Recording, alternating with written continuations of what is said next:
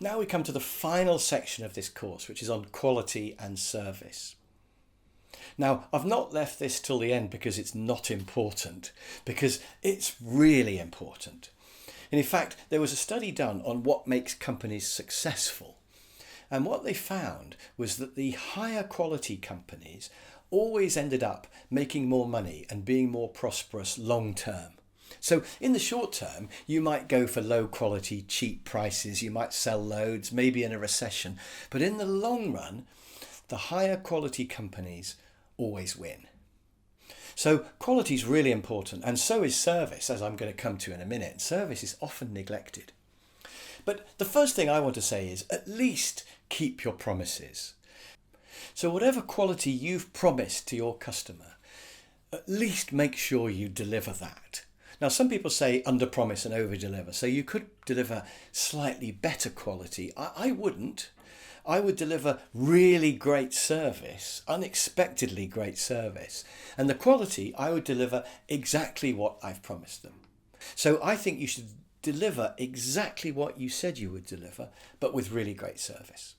But the main thing is never skimp on the quality. You know, you might think you can cut a few corners, save a bit of money, make more profit, but customers aren't stupid.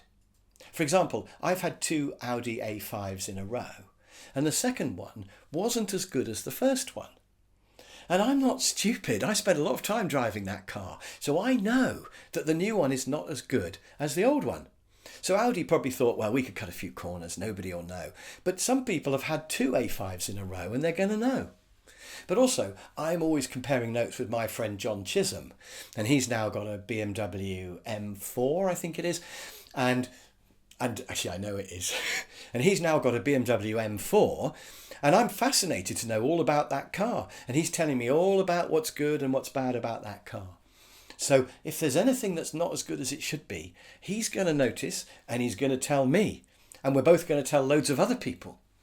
So skimping on quality is a really bad idea because word will get around. And poor quality has lots of hidden costs.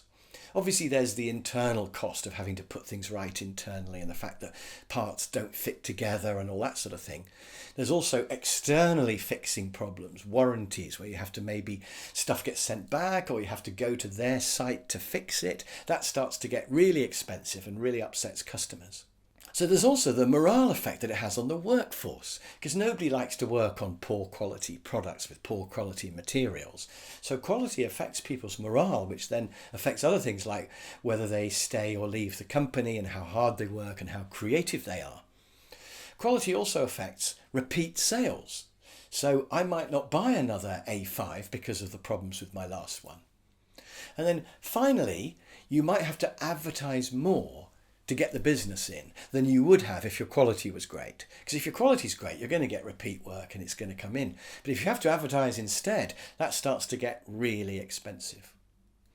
So quality is really, really important, and you have to make sure that you maintain it and that you always keep your promises.